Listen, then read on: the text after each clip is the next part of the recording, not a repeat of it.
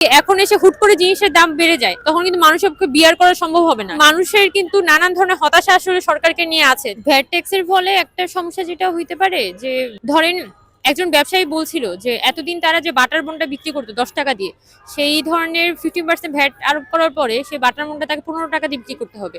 এখন বাটার বনটা আসলে খায় কারা সাধারণত?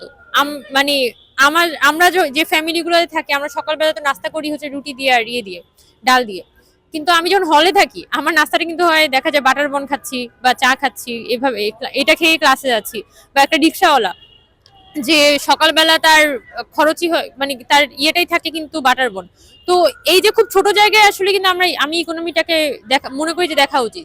যদি এখন এসে হুট করে জিনিসের দাম বেড়ে যায়, তখন কিন্তু মানুষের পক্ষে বিয়ার করা সম্ভব হবে না। কারণ অভ্যুত্থান পরবর্তী সময়ে কিন্তু আমাদের অনেক জায়গাতেই আমাদের ইকোনমিটা মানে খুব বেশি ডেভেলপ কিন্তু করেনি। বা সেটা সরকারের যেটা দরকার সেটা হচ্ছে আমাদের ইনফ্লেশনটাকে তাদের স্টেবল রাখা।